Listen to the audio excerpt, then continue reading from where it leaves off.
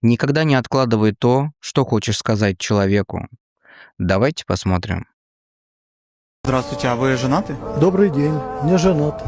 Почему? Так сложилось. А есть женщина, которую вы любите или когда-то любили? Да, люблю женщину уже более 40 лет, но очень сожалею, что у нас не сложилось с ней. Я думаю о ней каждый день до сих пор.